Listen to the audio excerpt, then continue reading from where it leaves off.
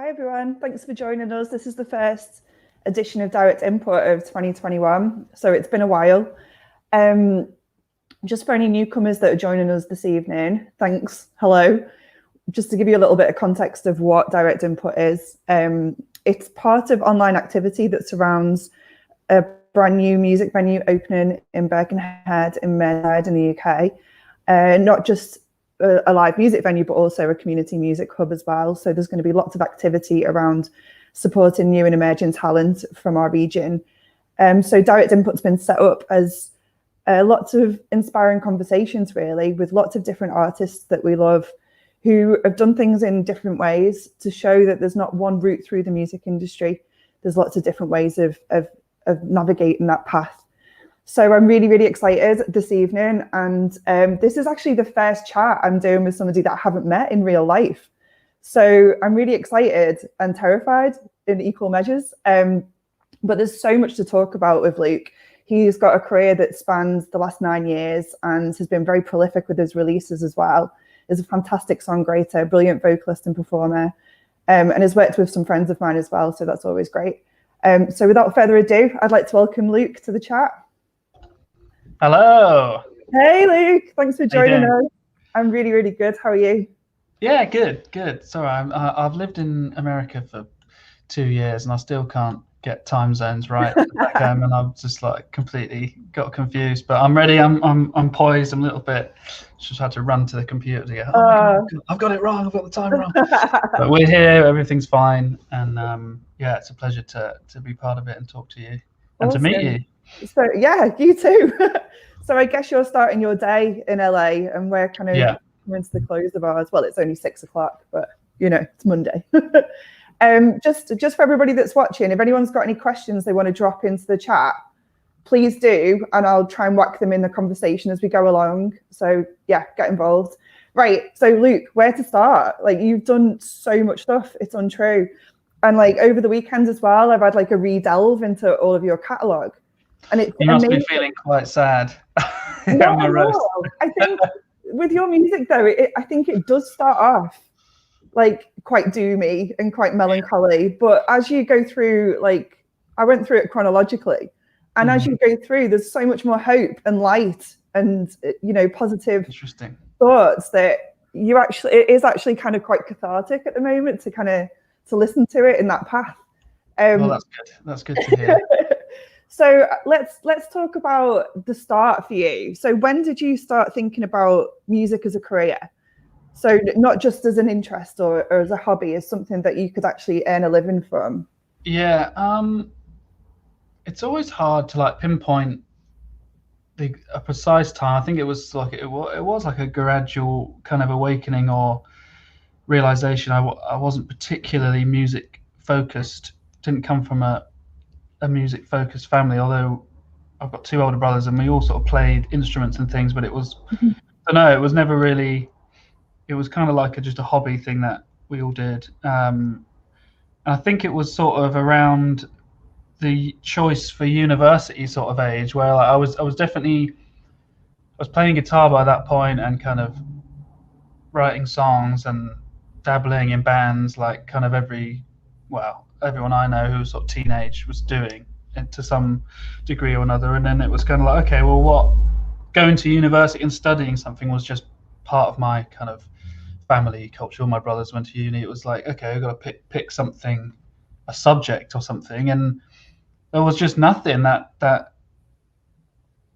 kind of made me think, oh, that's what I want to focus 3 years of my life on studying, other than music and things. And I'd not really considered it. And then, but I also wasn't really interested in studying classical music, as sort of a more traditional music study. Neither was I a very good guitar player or like instrument musician. I wasn't really interested in becoming virtuoso or anything. I just wanted to write songs. And then my wonderful mum, in a sort of Googling to help me plan my life, just found this course in Brighton at the Brighton Institute of Modern Music, which did a songwriting course, and like that was the first songwriting course that we sort of found. It was like, oh yeah, that could be good, And that was, I feel like that was quite even though I put a lot of time into it, that was the first time where I thought, well, I'm actually gonna dedicate my life, even though it was sort of, in hindsight, going to uni is not like a giant decision, but like it kind of is at the time. Yeah, and I was like, I'm gonna go to this thing and pay money, although get a loan or etc. But like I'm gonna go and study and be around other musicians who are sort of taking this seriously. That was the first time, and that was the first time I sort of like was distanced from my friends who were also I was in bands with and having fun doing music together, but they were like, oh yeah, I'm going to go and study history or anthropology, or like they were all like, oh yeah, music's just this thing we enjoy doing, but we're all going to leave it behind, kind of thing. And I was like, oh, I don't want to leave it behind. I want to kind of like, so yeah, that was the point where I kind of went off onto a different trajectory from everyone I'd known at that point who was into music, to become like, okay, I'm sort of into music in a different way, or I must believe that there's a path. Yeah. Because I don't think I really believed I would get anywhere with it. Like, if someone was to sort of ask me that at the time, I don't think I sort of had like a real solid belief I was going to make it. I was just sort of, everything made sense at the time. It's just like, well, this is the only thing I've got, so I'm just going to do it, kind of thing. It was like a default. But yeah, that's a long. It still feels like a leap of faith, though, if you don't know anybody that's studying music or like done that, like made that decision, and it's through like your mum having a Google and seeing what was out there for you. It still feels like the unknown, doesn't it? It still feels like you're kind of going into something where you're like, is this going to make me a professional musician, or like? Yeah, totally. Yeah, I mean, it definitely was a risk, and but I guess I don't know. And I was actually talking about this, a lot. It might have been yesterday with my wife about kind of this kind of thing, and when did I make these decisions? And at the time, and I guess in hindsight, everything just feels like it was such a gradual thing, and I didn't really have. There was maybe a few moments where I really made a decision to do something as opposed to something else, but otherwise it was kind of like, it never really felt like a crazily uncomfortable decision to focus on music. It just felt like this is the right thing to do, or like this is the only option I've got, kind of. And I was really very grateful and privileged to have a wonderful family who were supportive of it as well. Like, 'cause I think if they had gone, go and do English or something, because that was the only other thing I was interested in, like language and English, and in terms of like songwriting and lyrics and things, it was like poetry and things like that. Like, could go down a more academic route with, but it wasn't really what was making me get up in the morning. So yeah, I think it was just kind of a confluence of events and that kind of really was the thing. Once I was at BIM and around other passionate musicians and songwriters and things, and yeah, that was a turning point, and just being supported and feeling like I was with some other people who were also like fumbling around trying to figure out how to do this thing, and playing gigs together, and just kind of, that was a big thing. We've got quite a lot of music students in our region, because we've got some really, really good music colleges and institutes, and we've got BIM as well in Manchester, just down the road. Yeah, of course. So for you, do you think it was while you were at BIM that you started kind of finding your feet as being what your solo project is, what we know you for? When did that sound started developing? Was it when you were at BIM and you were surrounded by all of those musicians, or is it? It was. It's one of those icky things that some people don't like to talk about. Like, I guess in some ways, I don't think it's as much there anymore, but I guess I felt like it was when I was there. It was a bit that you looked down upon if you went to like a music college, and like the idea that you sort of were taught everything you know and things like that. But I think for anybody who is a musician or songwriter, you know that like there's not a lot you can teach anyway. Like, it's sort of it's experience, and I think that, and community, and just doing it a lot as well. Because I mean, I remember, and this feels like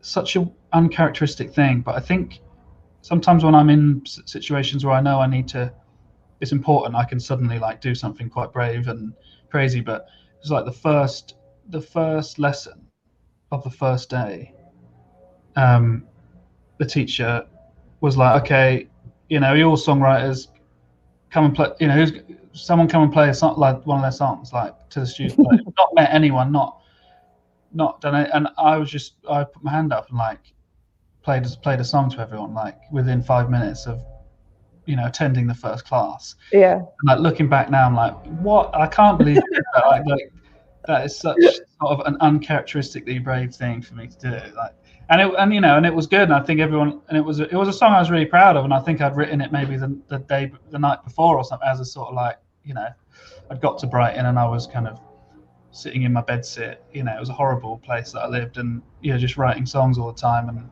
pretty proud of that song. And yeah, just did a kind of what felt like a really good performance. And you know, and I think, to me, in answer to the question, I feel like I had something before I even got there, like, because it was a good song. I know it wasn't like one that I'd say ended up releasing or anything, but like there was some raw. Sorry, there's a chuffing leaf blower outside my apartment. So it's perfect timing at this time. I hope it's not too loud, but yeah, I had some raw materials there basically, and I think it was more the sort of community and just this, I mean, for want of a better word, like safe space and safe time to write songs basically, and then have a kind of class of musicians who you could perform them to, and feel like a bit of a competitive spirit as well, just to like come to classes and play songs and see if you can outdo the other people in your class and stuff like that. And one of the things that I really benefited from at BIM, which in some ways makes it difficult for me to recommend that route, because I felt so lucky with just the sort of the universe kind of setting a few things in motion that kind of only really seemed to apply to me at the time, was like that teacher. And I think one of the reasons why I did stand up first and play a song is because the teacher for those Monday mornings was like 3 hours with Ian Archer, who's this huge songwriter now and was one of my favorite musicians at the time. Like he hadn't really become a giant songwriter then, but he'd done a few things for Snow Patrol and people like that. Yeah. And he's got a few records out as an artist, and I loved his like solo records. So, but nobody else in the class knew who he was. So I'm like being taught by one of my idols, and everyone else is like, "Who's this guy?" Never heard of this guy. So, and then one of the things at the college was that you could sort of book one-on-one time with any of your tutors. And you know, Ian was still like a gigging musician and stuff, but he was only at the college on Mondays. Yeah. And like no one else seemed that interested in booking his time. So like after the class, I would just sit with him for hours and play songs with him, and you know, and just kind of just get all the knowledge and wisdom from him as I could. And then that relationship ended up becoming like my first album, because we worked together ever since, and wrote and produced my 2 early EPs and my first album with Ian. So like that became a huge mentor and a huge, you know, that came directly from going to that college. But it was kind of also sort of luck in that I don't think necessarily anyone else got that out of him. It was just that I was a raving lunatic fan and stalked him around, you know. But things like that I think are really important, and to sort of universalize it a little bit, like finding mentors and finding people that believe in you early on, and that can kind of help cut, because people like Ian, that he really gets off on like helping young artists find their voice. And he's not just like a sort of songwriter where he kind of just writes your songs for you. He kind of, it becomes a bit of a therapy session with him. And I think that sort of taught me, when I'm now writing songs for other artists, with other artists too, and it's like spend a lot of time just talking about who you are and what you want to say, and then you try and put that into songs. And so I don't remember what the question was now. You've led into something perfectly that I wanted to touch on anyway, and that is that importance of mentors. You know, like the music industry can be a very, very tricky place when you're on your own.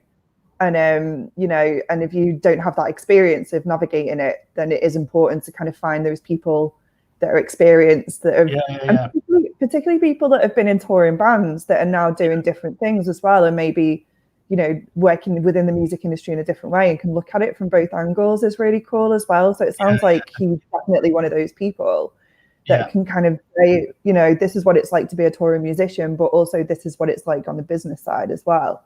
So did that kind of like help you? So if you worked on the first two EPs with him, was he there then to kind of help you navigate the kind of release like element of it as well? No, well, I had, so Ian became more of an artistic mentor and didn't really. I can't remember. I'm sure I probably asked him a few things about the business, but I got a man. I mean, I've had a few different. How many managers have I had now? I think three. I think three. Only one that sort of you could really call a manager I've been with for like 7-8 years. But there was a couple, especially in those early BIM days, because it's quite a sort of networky place, and they do like an album, and you kind of. It's so funny in hindsight, but it was like such a big deal to try and get on the BIM album and stuff. And I think I got on it at one point, and they send that out to lots of people in the industry and things. And a manager sort of reached out to me after that, and he at the time he was managing me and Ed Sheeran. That was who he was managing, and that was before Ed was, you know, the Ed we know now. But which is quite funny looking back. And I don't know how long I was with that guy, but it wasn't that long. He ended up dropping me. I think Ed dropped him, and then he dropped me, and then and then someone else came out for a few. And that I mean, managers are key, I think, is what I'm trying to say. In some sense, like, so once I did stumble, I don't know why I stumble, but ended up with my current manager. That all the sort of business stuff, kind of. That was all taken care of. Like, I mean, I'm definitely a hands-on person. I like to know what's going on. I don't sort of defer everything to the manager, like, and have no idea what contracts I'm signing or anything like that. Like, I've been I like to be pretty knowledgeable about what's happening. And that was actually maybe in terms of money well spent at music college or things like that. That was the thing that I got the most value out of, outside of meeting heroes of mine and stuff, but like, it was being taught how contracts work, being shown, you know, management contracts, being shown publishing contracts, in saying this is what it looks like, this is how it works, you know, that was, and things like PRS and all those sort of things, how they work, which is all stuff you can find out online now, and maybe you could then, but it definitely wasn't quite as accessible back then. I don't think it was back then at all. Yeah. It felt like everything was behind a big curtain. Like, you know, I remember having so unreachable. Yeah, I remember having this book called, like, I can't remember. I could literally.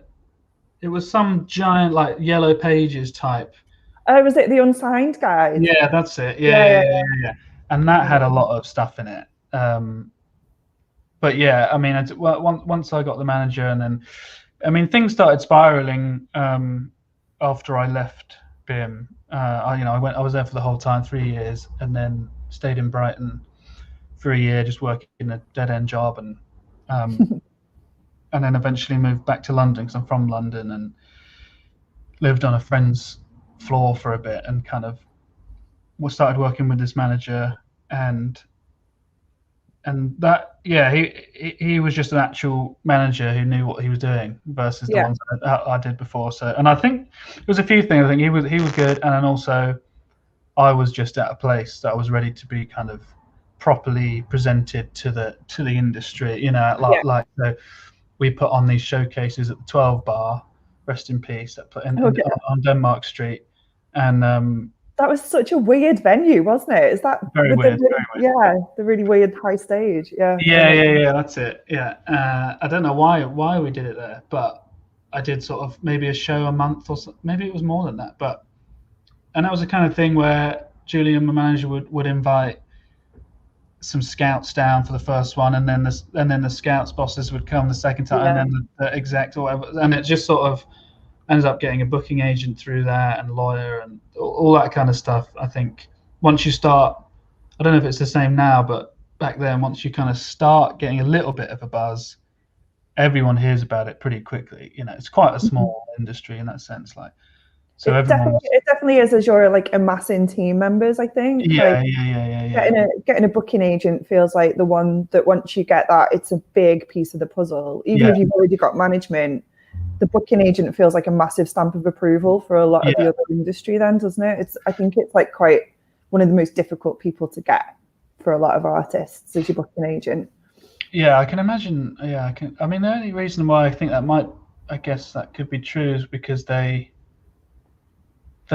seeing you sort of have to be good at playing music. I think everything else is sort of could be quite potential. They could look at you as a potential, like, if this person writes a hit, they could be big. Like, whereas like a booking agent comes to see you, you've got to be good to really convince them that you're someone worth their time. But so I had I think the booking agent was big, and he was a good agent, and I think if you have a good agent putting you on tours with other people, then you start sort of amassing your like network of people, because you go on tour with people and you become friends, and they might it all just becomes a bit of a like network kind of tree, like kind of branching out to lots of different things. So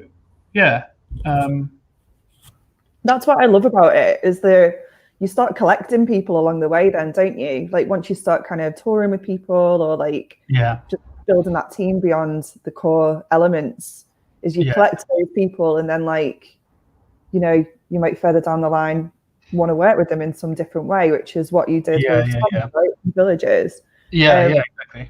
But before we get to that bit, I want to talk about being one of those buzz artists of like, I remember you being on the BBC Sound poll. Was that going into 2014? Yes. Like 13, 14, 14, probably 14. Yeah. Because and that was because I was working in PR then, so I remember just seeing you everywhere while I was trying to really the artists that I was working on. The glory days. Oh my god. When you could actually get coverage back in 2013, 14.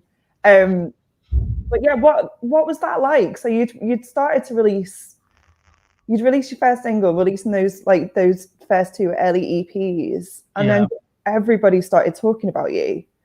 What did that feel like from your end? Like, did you take it with a pinch of salt, or did you kind of start getting excited, or like what was happening from your perspective when you were starting to do all of those kind of showcase festivals, like The Great Escape and stuff like that, and people were writing about you and talking about you?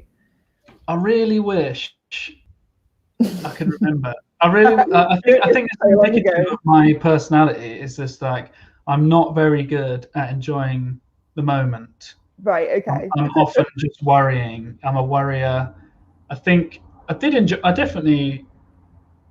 There must have been times where I sat back and was like, "Whoa, like this is kind of cool," but then I think they'd get shot down so quickly by the other voice in me saying like, "This is not real. Like this is going to be over soon," or you still have no money in your bank account. So what does it matter? Like, it's all sort of the whole reality of the situation kind of cuts through. Yeah, I think so. I think I let that voice in too quickly. But it was cool, but it definitely was fast. It kind of felt like it happened because I think Fern Cotton played "Fail for You," which is the first single on Radio 1 pretty early, and at that point, a Radio 1 sort of play, even just a spot play was pretty big thing. At least the manager could use it to excite lots of people anyway, and lots of things were happening in my life. Like when I signed in the end, that sort of buzzy period culminated in signing the record deal with Parlophone, and I signed the record deal, and I got married in the same week. Oh my God. So I signed away. My joke was I signed away all aspects of my life in one week to other people. But yeah, so there was a lot going on. I think partly probably one of the reasons why I did even get married at that point was because it felt like things were getting a bit stabler in my life, because things were signing contracts and stuff. But yeah, it was interesting. I mean, it's a tricky thing looking back because, and I think maybe it's a theme that I feel like with a lot of people who get to buzzy places, it's hard not to kind of look back almost negatively and go, oh well, that was all a load of BS, wasn't it? Like, and you look at, I was actually not particularly recently, but maybe a few months ago, I was talking to my friend Ben about sort of my career, and because I think it was looking like he's an artist and he was looking like he might get on the sound pole or something, or like something. I was told me about the BBC sound pole, and I was like, I was on that, and he was like, no way, that's amazing. It's like, and then like, which year? And we were looking it up, and like there's a lot of people on there that are still massive, like absolutely huge. And he's like, dude, you're like, all these people are huge. Like, what happened to you? And you go, well, yeah, good point. Thanks, mate. But yeah, I mean, it's a funny, I don't know. And then you can start questioning and getting a bit like bitter if you're not careful, and like feeling down on yourself, because you always compare up, don't you, like to people a bit more who've done better than you. You never really go, well, actually, there's probably a lot of people that look up to me as somebody who's like, and I think even just a younger me would never have believed that I'd still be making a living and living in LA. I mean, even though that sounds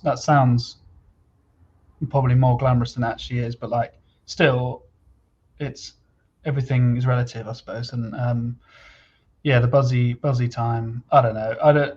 Is it even a thing that people have anymore? Like, but I guess a little bit. But it is definitely. But I think it's just in a different way. But like, I think it's just always important to remember that industry buzz isn't the same as having an audience. Like, I look at artists that have been a bit more slow and steady, maybe, who are consistently, obviously not at the moment, but selling their shows out, and doing tours off their own back. And then you've also got artists that are buzzed so rapidly, so quickly, and it's before they're fully formed a lot of the time as well. It's it's so much pressure there. I don't think it's the same anymore. I feel like a lot of, like, when I first started doing PR, it was I think it was like 2010, 2011, and it was when like Hype Machine was a big thing, and like people were getting signed off blog posts, like like if a couple of the kind of tastemaker blogs covered you and you had a couple of songs out, and there was bands being signed before anybody knew that they could play live.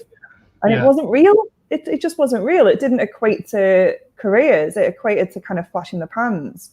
Yeah. And I do think it's different now, and I think it is more difficult to get that hype in different ways. But like, I still think it's there. It's just in a different format. I think that's interesting, because I feel like that I was, even though I think I had a sort of weird balance of buzzy hype, but I had been doing it a while before, even though it was my first official release that sort of got Radio 1 straight away. I'd kind of been doing a few things before under a different band name. I used to go under Fellow Stranger was the thing, because I thought I was like Bright Eyes or Iron and Wine, and like it wasn't cool to go under your name and stuff. And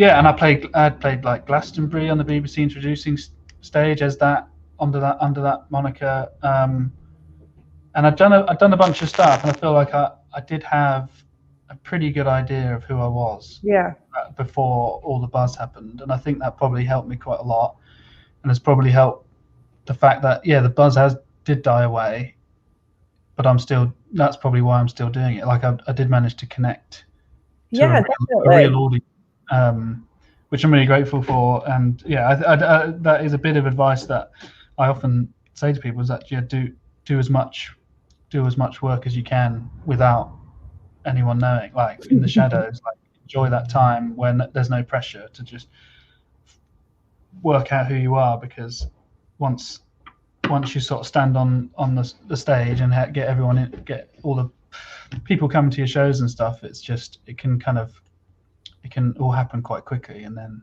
yeah, you don't actually know how to write a song. I think that's something that's really important as well, and it comes back to that comparing yourself to other artists.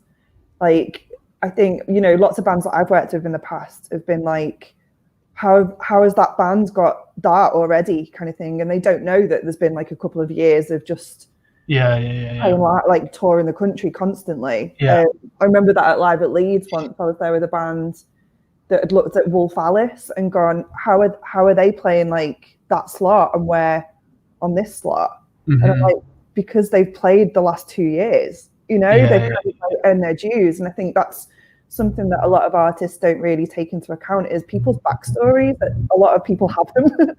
They've been like slogging away behind the scenes, and they've been building up their project and building up their, you know, their audience as well, and their supporters, and learning their craft a lot more as well. Yeah, totally. So when you signed to Parlophone, like, was that what you were aiming for? Were you after kind of that major label support, or? I don't know. I don't think I had it as a I have to do this. And it's a funny one, because I think I'd still do it. I'd still do it today, even though like it didn't go particularly well, and you know, it wasn't as bad.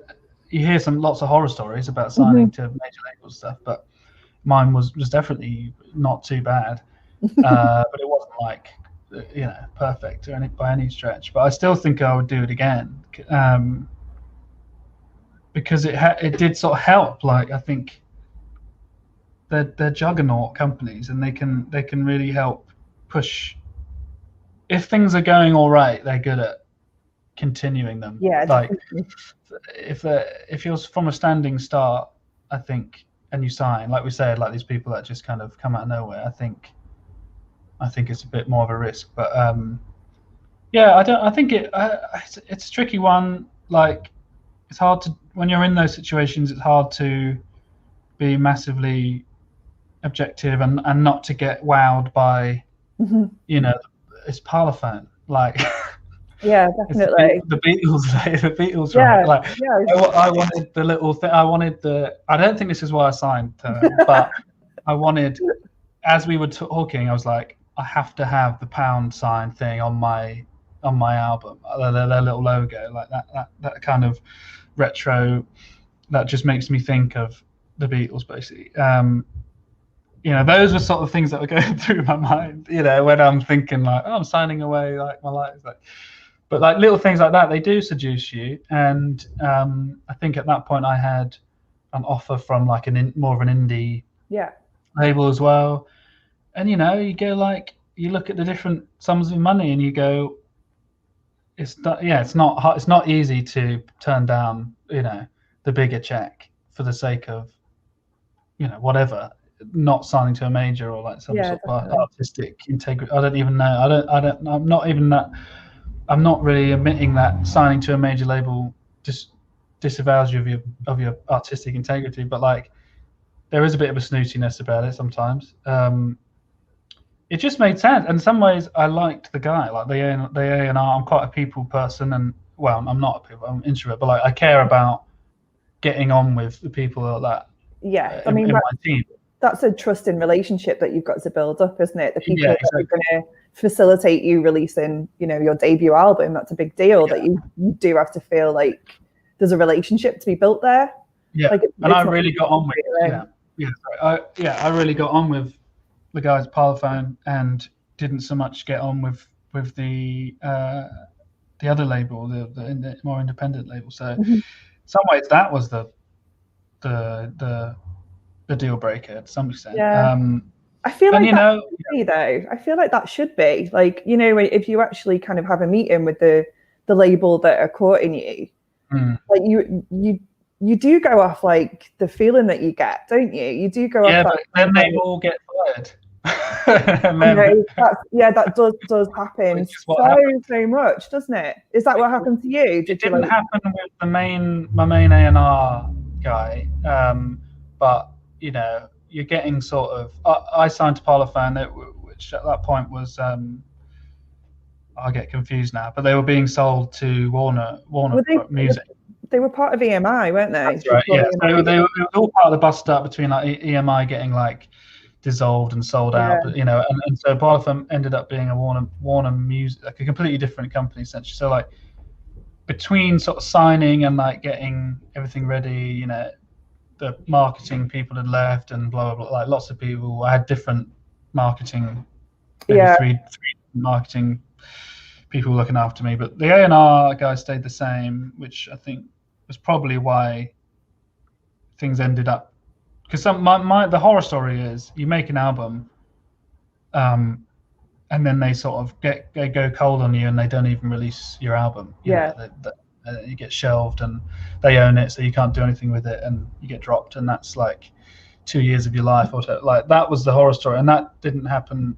I feel like it was close because by the time the album came out, you know, they just weren't. I wasn't getting played on the radio the same, like, and that just freaked them out, and they didn't really know what to do once I had one single and BBC didn't playlist it. Everyone just absolutely freaked out. What do we do now? What do we do? I think that's the thing, isn't it, with major labels? Not only, you're not just competing against artists on other labels who are releasing at the same time, you're also competing for the attention of your own team against other people on that major label, which is something that I've found in the past, which is, it's so weird. It feels like such a strange thing that you're kind of like, you still have to kind of fight for the attention of the people that are supposed to be pushing you. Which I think is the thing that you don't, you know, you get less of if you sign to smaller. That's obviously the kind of benefit of the smaller label is just the more focused attention. You don't have the resources, but you might get, you know, you might actually get some attention from them. So it's a tricky one, but I definitely have no firm opinion on don't sign to a major label. I think every situation is different, and you can have to like try and get people around you that you trust that can help advise you, and that would be what I'd say about it. I totally agree with that. I think it's really interesting, like how different parts of the industry measure success in different ways as well. I remember like I was working on an album that just scraped top 40, and that was a huge success for us, and it was like a really, really big deal, and it was a celebration. And at the same time, a band that I used to work with when I was doing PR, who was signed to a major label, basically got the same chart position the following week, and they were dropped. You know, and it's just it's where you kind of see the long. You know, maybe they spent. I mean, the budgets were vastly. Exactly. I mean, sometimes I think, like, in a really cynical way, if you're getting offered a you know, £250,000 deal or something, it's sort of almost inevitable that you're going to get dropped. but maybe do it anyway, because take the money and buy a house and, like, you know, move on with your life. And like, I don't know, like, so it's not very often where you get sort of paid that much, and we do need money in the world. So I'm not sort of, I don't know, where it's a weird one if you think that, if you're pretty adamant that like music is like a pure art form, then money gets sticky. But it's kind of not an art form to me, that, or like popular music anyway. It's this weird somewhere in between art and like a product that everyone's just consuming for $9.99 a month. You know, it's like it's some weird other place, which makes it all really kind of complicated to me. And when you're trying to pay the bills and stuff, it's even more complicated to sort of turn money down and things. So I can appreciate that. So what did it feel like creating that debut album on the major label, in that weird situation where Parlophone and EMI were being sold to Warner's and Universal, and then having the freedom of doing the second album in the way that you did, like what was it like? What was it like for you transitioning from that like corporate situation into? I mean, it was chalk and cheese to some extent. Like the thing that actually was really positive about Parlophone thing for me was that it was kind of lucky. It was because I was working with Ian Archer on those early EPs, and like his career was going through the roof as well. And I think he was writing the Jake Bugg stuff and the Hold Back the River, James Bay songs. So he was becoming like quite a big deal. Yeah, quite so. When I was like, oh, I want Ian to produce the record to Parlophone, I think they didn't question it. They were like, yeah, of course. Maybe if he had remained more of an obscure figure, they might have put me with some, giant producer person that I might not have enjoyed doing. But so because I got to keep working with Ian, it was quite a natural process. The only irritating thing was that they sort of micromanaged the sessions a bit, right, in terms of I romanticize. I mean, I still do, but back then, all my heroes were sort of people that would like disappear to the studio for a month and really kind of get into some weird space and come out with something. And I really wanted to do that. I wanted to focus 24/7 for a few weeks, and they just weren't having it really. And partly it was because Ian was busy too, but they were sort of like, okay, right, this week we want you to go in with Ian and we want you to do this song and this song, and like it was that kind of thing. So it was kind of quite regimented. We were allowed to like follow our noses and just see where it takes us, and it was quite regimented. So and I feel like you can sort of hear that on that first album. I mean, maybe nobody likes their first album, but if I had a criticism of it, that I just feel like it feels a bit disjointed and it doesn't have space to it that I love in some of my favorite albums, which is why I chose to do the complete opposite on the second one. And it was just a breath of fresh air to be able to do whatever I wanted. And the thing that facilitated that was a grant from the PRS, which is a huge topic that I don't know if we should talk about it, but like there's a lot of stuff out there for I mean, for me it was the Momentum Fund, so I had because I had a kind of career that was happening, so they kind of facilitate ongoing so Momentum Fund's the meaty one, isn't it? It's the one that is for artists that have already got their audience and they basically can't proceed without it, isn't it? It's like the one where it's like next album kind of territory. Yes, basically paid for that album. And you mentioned him before, but Tommy McLaughlin, who I had met touring with Villagers, who I toured with because of we had the same booking agent, just to go all the way back. But he had this incredible studio in Donegal in Ireland, and sort of invited me out there. I think we just started with a kind of just a weekend or something, just to do an EP or something. And I was going to say that. I was going to say, had you been to the studio before you actually kind of like went up and did the album? Yeah, so you'd already kind of popped up to it. Yeah. I think we did. If memory serves, I think we did a sort of. It was going to be an EP, and then it like made more sense to just keep going, I think. And that was literally how I imagined that albums should be made, where like I stayed nearby and was there working with Tommy and some other musicians for long days, and we did that all like pretty much live in that his studio is kind of based around this giant magnificent sounding live room.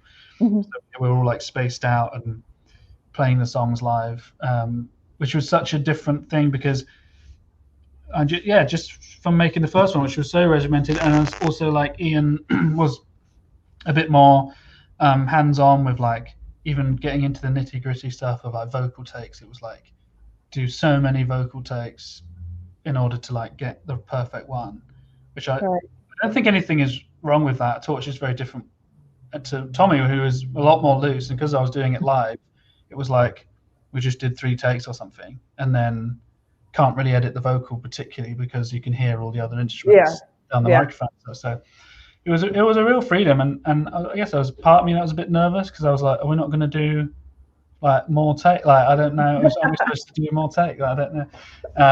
But everything sounded great, and it was such a joyful process, and just lovely to be in that atmosphere. And I feel like, I mean, I haven't listened to that album for a while, but like when I used to like listen to it a bit more, I feel like I can hear that. I can hear the space. I can hear the atmosphere of it and stuff. And there was just nobody telling me what to do. Yeah. Ended up putting that out with my manager. My manager kind of sort of formed a little label and used a distributor, the Orchard. So like my manager is the only person that has somewhat of a say in the songs and things like that, and that's worked out. And that we did the same thing for the third album as well. So, and we don't know about this next one yet, but and the third one was with Tommy too. Oh, brilliant! Which was a very different. We did it out in Portland, the third one. But yeah, I mean, it was very different. Basically, I think that's what you're asking about. It was night and day, and I don't know. In some ways, it's sort of like, well, this is the ideal, isn't it? But without Momentum Fund or something, I wouldn't have been able to do. Like, you still need the funding. Like, so it's like the question of funding, and sometimes the major label or whatever might be the only avenue that you can get that money to go and. Because making a record is still weirdly expensive. Like I'm just finishing making my fourth one, and it's like I've made it so cheap, but it's still like that's still quite a significant sum of money that people don't really have. Yeah, I think that's still a decision maker, isn't it? Is that financial situation that you find yourself in will still shape the decisions that you make on how to do things. Like, it determines for some people how their record sounds, and often people end up with something that's not, what they've kind of envisaged in their head because they haven't got the finances to do it in the way that they want. So it still is a factor, isn't it? It still is a major decision maker, is like, how are you going to financially back yourself? So when you're working with the Orchard, which for those that don't know, it's like a label services, like, so it's a distribution, but with added services on top of it that you can employ. That's run by Sony, they've just bought AWOL as well, which is kind of quite an interesting acquisition. When you're working with them, it does bridge a bit of a gap, doesn't it, between being totally independent and kind of doing everything yourself and trying to kind of push through and make noise. Because you've still got those people that are working on your team that are super experienced, got amazing contacts, are very well respected in like press and radio and places.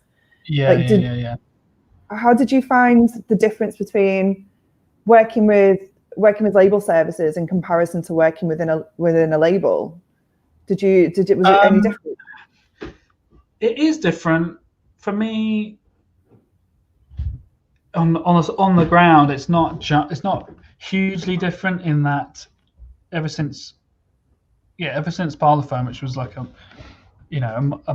monster of a company, I think we used to joke that I remember looking through an email once, there must have been 50 people on copy or something like that. Like it was that sort of thing. Like, what is this juggernaut of, like, and then you wonder why things just slip through the cracks and stuff. And going from that to just basically emails to my manager again, like, and then he's sort of, and I do, there'll be 2 or 3 people at the Orchard that we will be in contact with a lot once we're going, and it's like, okay, we've got this to put out, and blah blah blah. And then there'll be like, we kind of hire the same PR company. It's a real small thing. It feels small. It does feel like the perfect balance. And for the third album, they put in fair decent chunk of money for like an American marketing campaign and stuff. So Yeah. like they've got the coffers to dip into when they need, if you need them to, you know, put some money in. You know, unfortunately, it ends up like evaporating, and you're like, what did we spend that on? Don't know. Did we get anything? No. But America just, you know, swallows any money you put into it with nothing back. Oh my God. But yeah, it's great. And if you can, I still needed an advance. Like the deal that I have with my manager is, you know, it's a license deal type thing. He still pays me a modest advance to live on and stuff. So like, there's still money being kind of put up front that I wouldn't be able to survive if I hadn't have had advances and stuff. I don't really understand how people do music without signing deals that don't include some kind of advance to live on, because that's just all that's how I've been making this work, like supplemented with kind of the odd great PRS check or something, you know, which you never know. You just pray that it might be okay this time.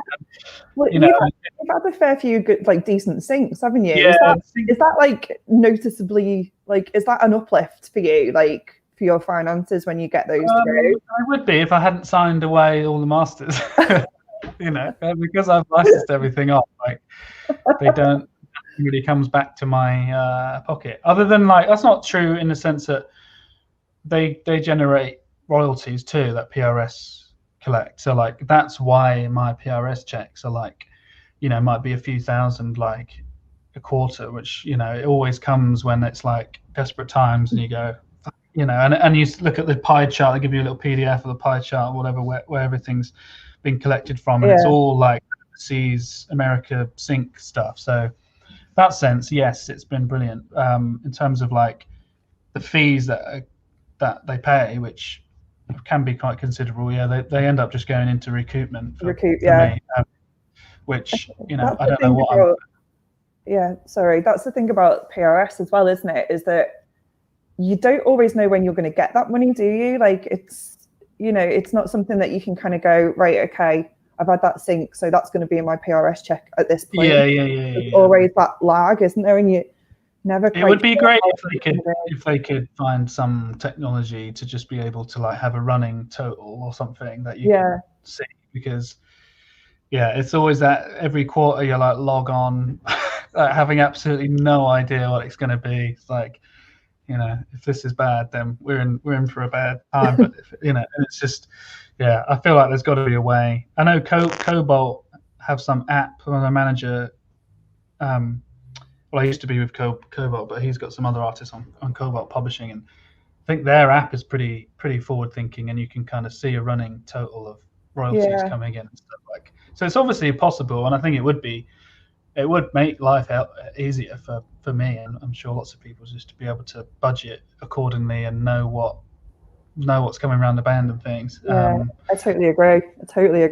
I had it with one of my friends, is a manager of a band who had like supported a huge act that were doing like stadium size shows. Yeah. And they were expecting the royalties from those shows at a certain point, and it was when PRS had huge delays on their live royalties, and it didn't come through, and they were just like, we're going to use that to record the album. So it is one of those things where you just like, you kind of know it's coming, but you can't like hang your hat on when it's actually going to enter into your bank account. Yeah, exactly. Which is a lot of, you know, I feel like a lot of this business model is based on like, oh yeah, but sign this away to me now, and like, you know, in 5 years time, blah blah blah, or like, it's like, yeah, but I've got to pay the bills tomorrow, or like I've got rent due, like, you know, and it's like, there's not a ton of, especially with now, obviously live music would be the only direct way to get paid for stuff is you know, not with us at the moment, but it's a funny game. So it's so uncertain. So I wanted to kind of end with like the fact that you were able to release 2 EPs in 2020, and like the fact that you are in the process of recording that fourth album as well. Did I do two? Did I release two? Well, you did. Yeah. There's one that you did on your own, and then there's the collaboration. Oh yeah, that's right. I forgot that the one on my own was 2020. I mean, 2020 is just whatever. I don't. Yeah, it's about 3 years combined into Stuff one. happened. Yeah. But like, so what's your life been like this past year? How have you been managing to stay creative and keep on top of everything and still be a prolific releaser? I think. Well, I mean, I guess it's true that I am a prolific releaser, but it doesn't feel like it. I still feel like I don't make enough music, but it's maybe I'll have a warped view of it, because then I look through that. It's just because it's yours. It's just because it's the way that you were doing it. Like, yeah, I guess so. I mean, I look through that Spotify playlist of all my music. It's like, oh wow, I have actually put out like over 100 songs. That's quite a lot. But yeah, I feel quite lucky in that the pandemic hit. I did have to cancel a spring tour, 2020. I wasn't particularly looking forward to anyway. So I was sort of like half relieved.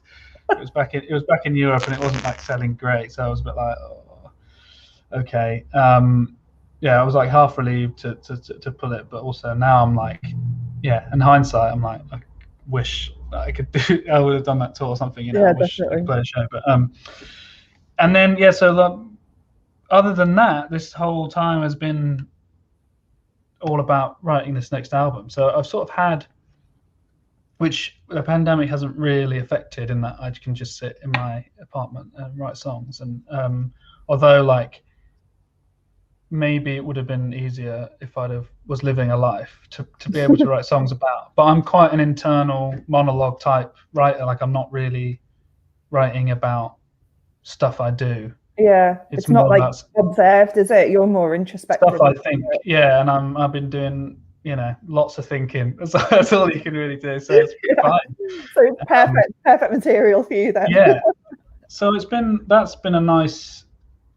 I think if I hadn't had that to be like, oh, I've got to write a record like I think I would have lost my mind a bit. I mean, this is the longest that I've been home, like without any travel for a long time. So, and then I was losing my mind a little bit towards the end of last year, and so that's why I ended up booking a friend's little writing studio thing here for January, and going, right, now I've written enough songs. I'm going to find a way.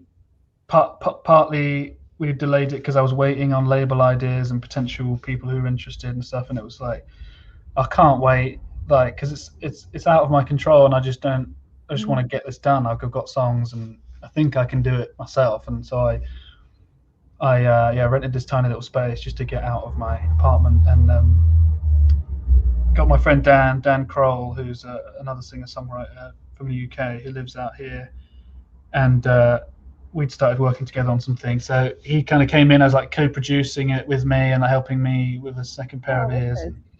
So we were just in this little studio for a couple of weeks, like chipping away at it, and it's pretty much finished. I'm just in the midst of working out who's going to mix it and stuff. So there's some potential exciting opportunities with that. So, and that was just a really positive start to 2021 anyway, just to be like, all right, I'm going to get this done. And then going back to 2020 in terms of the release, the most significant one for me, I did do an EP, my own EP. I think that was like, I don't know, it was too early 2020 that I've just blocked that out completely. But that was 2019 as far as 2020 is concerned. Yeah, exactly. The collaborative EP that I did with Ben, Old Sea Brigade, that was really fun, because we technically made it before the pandemic. That's the only way. That's the only reason why it happened, is because we recorded it in the winter, like November or December. Oh, right, okay. 2019. So we were just in time, and then it probably wouldn't have seen the light of day if it wasn't for the pandemic, because Ben had his own album ready to go, and that got delayed because of the pandemic. And it was like, well, gives us this sort of window for this little collaborative thing, which we don't have a lot of pressure on, in terms of like, his label wanted to delay his album because he couldn't tour and stuff like that, and so it was like, well, we don't need that. We're just putting this out to see what happens. Like, we don't. care too much about not being able to tour it or anything. So and that just came out really organically. And another friend that came from touring, he opened for me on a US tour, and we just sort of hit it off and got lots of music in common. So it just made sense to try writing some things together. And that's just done really well. That "Call Me When You Land" song, which I'm so proud of, I think it's one of the best things I've ever put out. It's just done really well. It's so nice, I tell you, when those two things are in sync, when a song that you're proud of also just performs well, like commercially, or like, and by performing well, I'm just talking about like streaming, basically. Yeah. That's the only metric anyone really cares about anymore. Is are people listening to it? Yeah, or is it getting on play? It's not even that. It's like, is it getting on playlists and people it's coming on their playlist when they've left the room, or it doesn't even matter. Like as long as there's a play. A stream.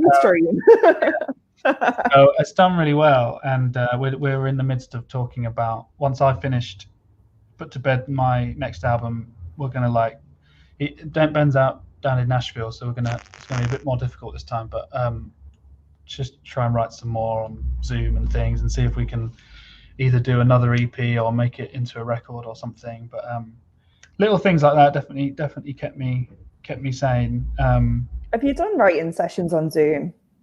Yeah. How do you find that? It's a learning curve. I haven't done enough to be totally comfortable with them yet. Yeah. But they're definitely way easier with people that like with Ben or with some other people that I've written with before. It's not hard at all. It's a bit weird, and doesn't feel as fruitful. But yeah, I've got sort of a few this week with some randoms, and it's like, yeah, it's definitely more nerve-wracking for me than usual, because you just don't have that.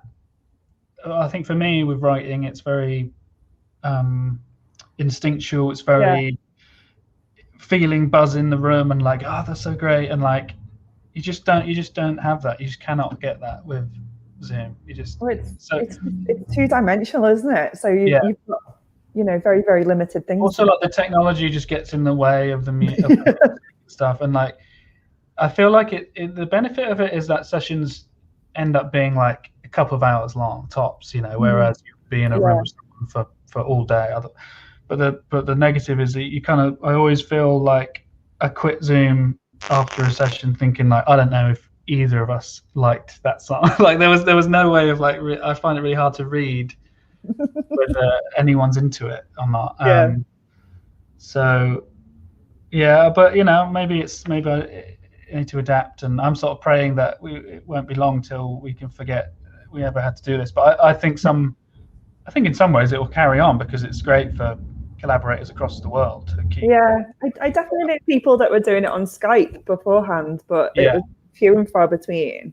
And I think those people kind of developed those skills over quite a while. Like it didn't come naturally. It was just it was geographic. So I'm sure I think it makes it more in some songwriting worlds, it's like it is quite mechanistic, and you're like, okay, give me some verse chords, or here's a melody. Like it's quite not professional, but it's like, okay, this is how we do it. Like what's the brief, especially with brief. Like this week I'm doing some sort of brief Grey's Anatomy pitch type thing to brief. And it's like, okay, we're going to write this kind of mood, and I think for that sort of thing, I don't see why it's that much different, because you're just like, oh, okay, I'll have a go at that, and then you can kind of come off and come back on and with an idea, and like it doesn't feel quite as intimate. Like with the songs that I like writing with people, as I say, like there's a lot of trust and vulnerability,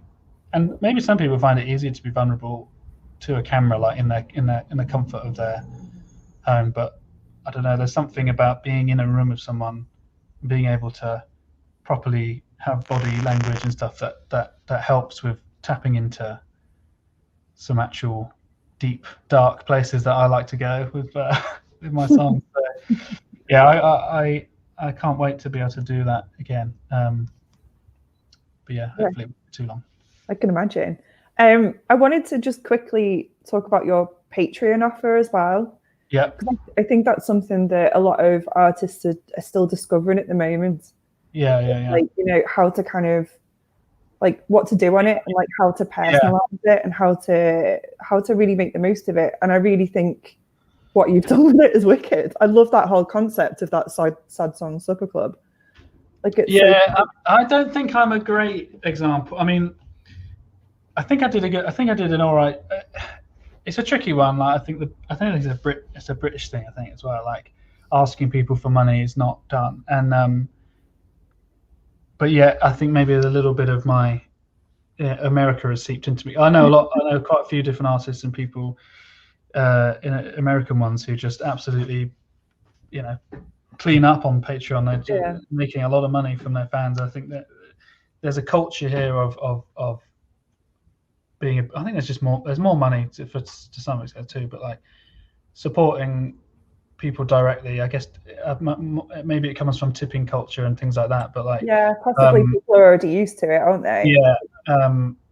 So I just I was thought about it for a while, and then one of the sort of account managers just reached out of the blue. I guess they were finding it, you know, during lockdowns and things.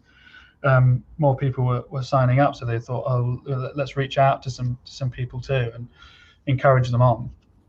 And so they reached out, and I sort of took that like a bit of a kind of sign that I should maybe give it a go.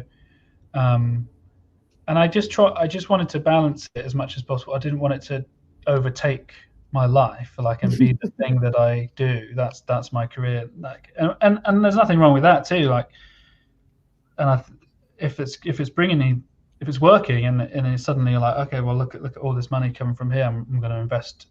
Like, this is it now. This is the kind of job that I have. Like, I wasn't quite ready to invest that much into it. I was just like, well, if there's money on the table and there's people that want to support what I do, then great. And a bit of an unknown, like, before, you can't really know that. And I did, you know, I put out a post on my socials just sort of asking who would be interested in it and stuff like that. And it was a pretty positive response. Yeah.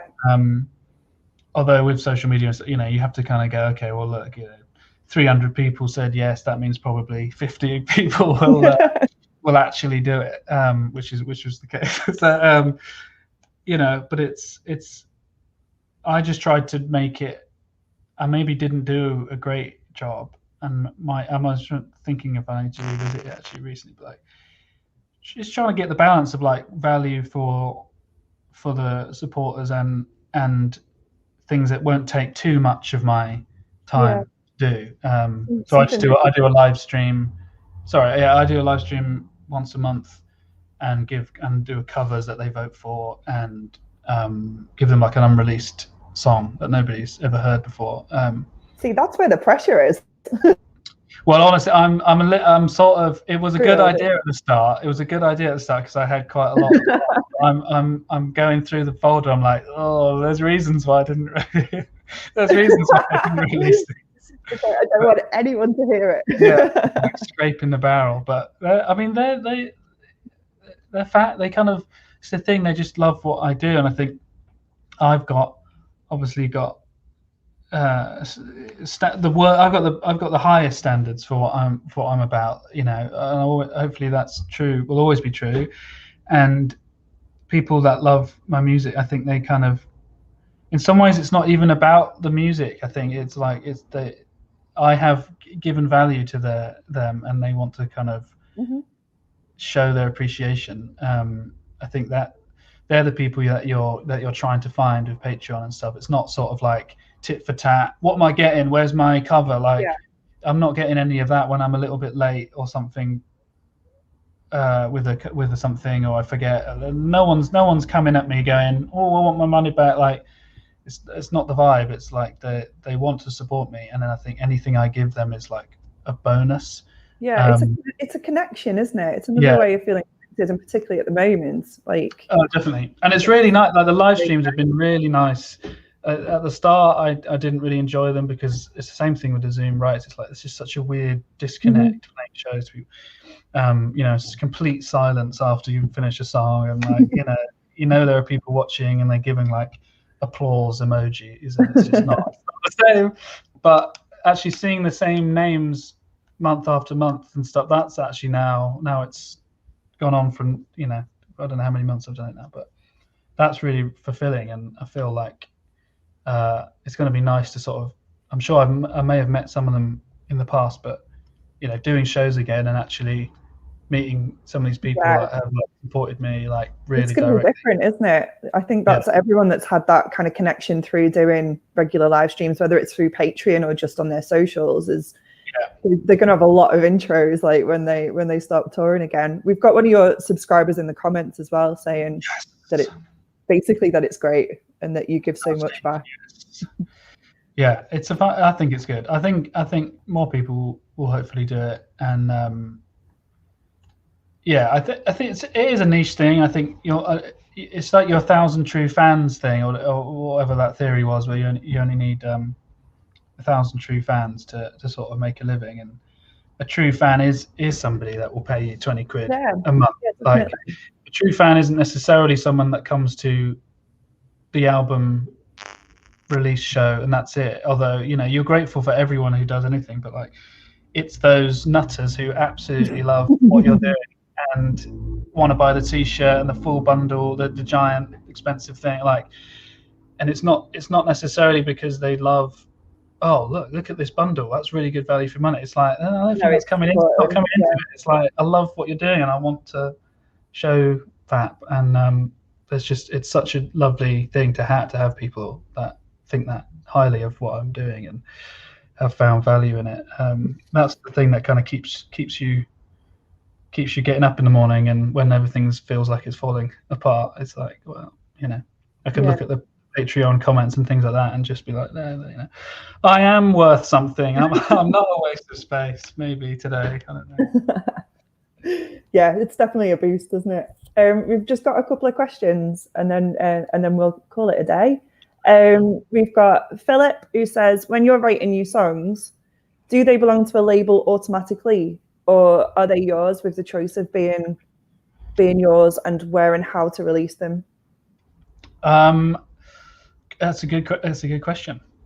So there is the one thing I feel like most people don't know about. I think everyone knows about record labels. Not as many people know about publishing deals and things like that. So there's almost two sides to a recorded piece of music, recorded song, two rights, and the record label owns the recording of it, and the publisher there's another kind of company you can sign your stuff to. There's like a publishing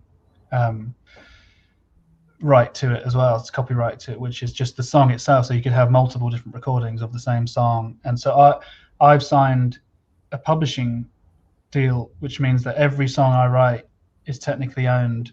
The copyright of it is owned by my publisher. I mean, Kath, I'm terrible at explaining this stuff, but I'm sure you can explain it better than that. But technically, yes, every song I write is owned by somebody else, which is an interesting thing to think, and I don't like to think about it when I'm writing a song. But I think it's a weird concept, isn't it? Is selling the actual the songwriting element to it. Yeah. But the idea is that if you sign to a publisher, then they will not only collect the royalties that song creates from all over the world, but they exploit it. And when we say exploit, it's in a good way.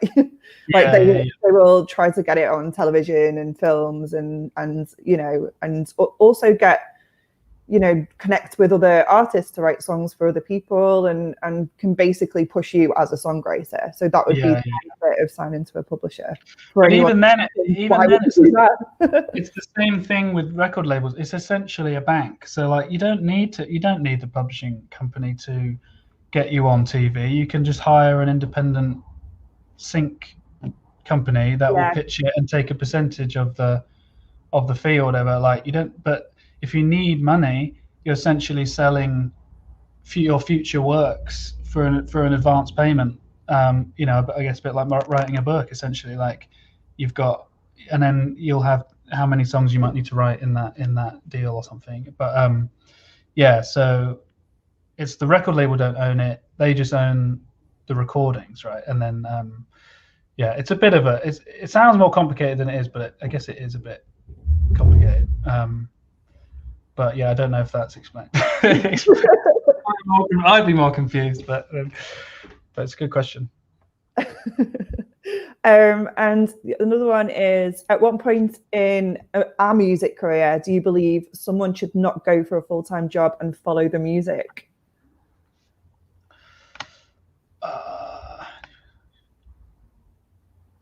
I mean, that's when you're making enough money from it, really, isn't it? Like, if it's sustaining you and, you know, you've got enough to kind of carry on with. And, I mean, and it takes up all of your time. Like, if you're spending more time on the music than you are in the full-time job, innit? What do you reckon? I think so. I mean, that's in its simplest answer. Like, why would you carry on the job if you were making enough money doing music?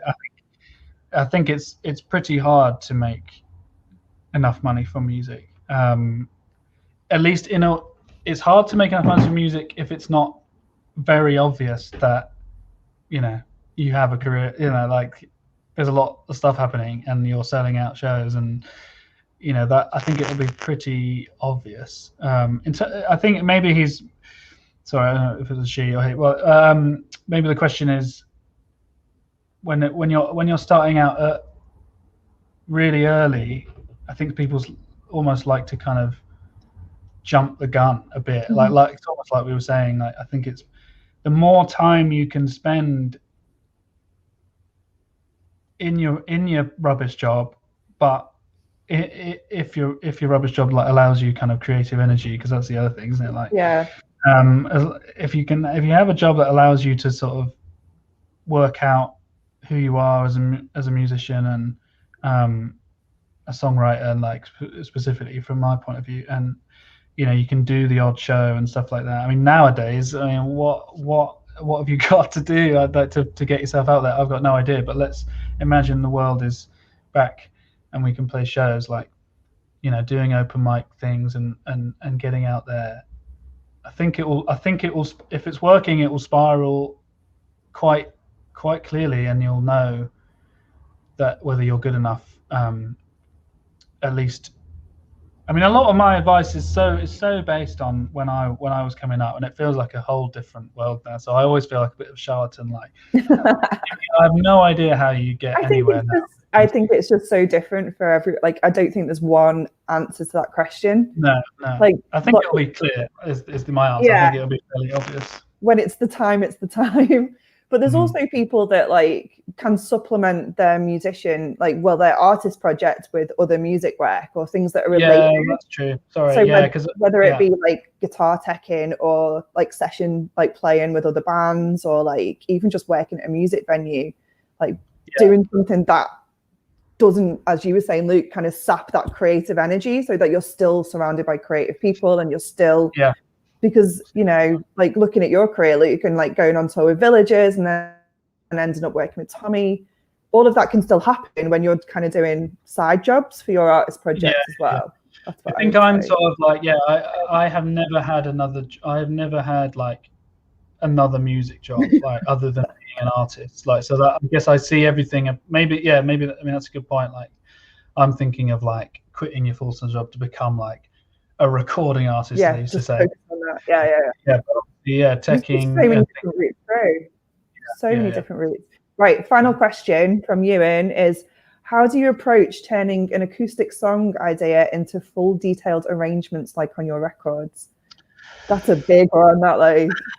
It's so fun. That's how you have a lot of fun, and it's honestly my favorite thing to do. Like, I think if I had an ideal and somewhat realistic goal into the future for me, I want to be a producer. I want to work on the people's records. I want to like help them record them and stuff, and that's something that's become a real passion of mine. And that passion came from just like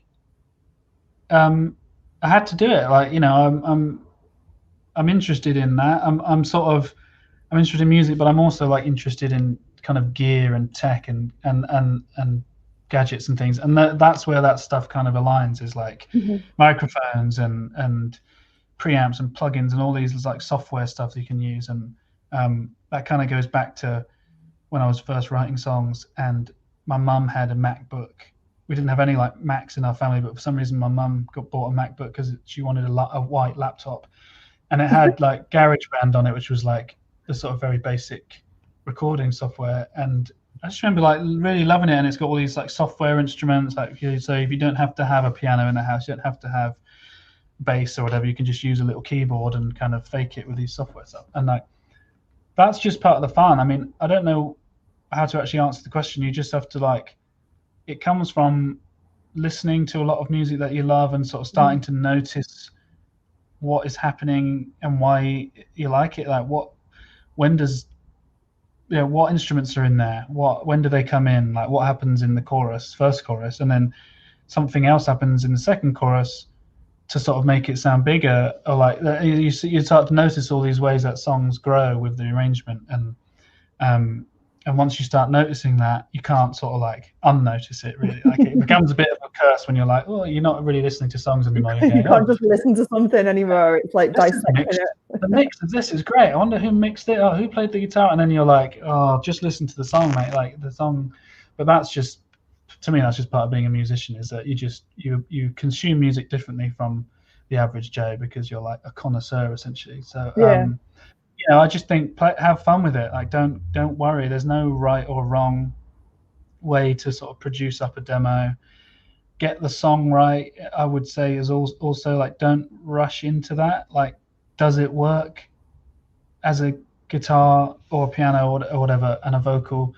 I think the best songs work like that and should be moving with that. I mean, there are obviously, like, when you're talking about proper pop stuff, it's a difference, and it doesn't often work. If you could listen to a Dua Lipa song with an acoustic guitar, it might be a bit weird, but then again, maybe not. I don't know. But I think get the song right into a place where you almost feel like it doesn't need anything, and then you're in a real good spot, because then you're just adding little bits that just help push things out a little bit more, like fill it out or make it sound like something you love. But yeah, I would say listen to a lot of music that you love, maybe even try and copy it and go, well, they've got a piano and a bass and an organ and drums, and there's lots of sort of software like GarageBand that makes it easy to do that, and kind of has like drum machines that kind of create the drum for you and things that are really good tools for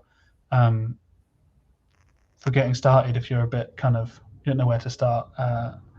But yeah, I absolutely love that process, as you can imagine from my enthusiastic response. But yeah, it's fun. Just have fun with it, I think. Oh, thank you so much, Luke. Thanks for being so generous with everything. That was really, really interesting. Hey, no worries. Thanks for everybody for their questions too. That was really, really great. We're going to be back in a month with the next direct input. So dead on a month on the 15th of March. And I'm going to be talking to Jen Long, who manages an amazing artist that's released her third album quite recently on Domino Records called Alstra. And we're going to be going through what happens during that album release. But thanks again, Luke. Thanks for joining us. And I'll see you all in a month. My pleasure. See you later. Bye-bye.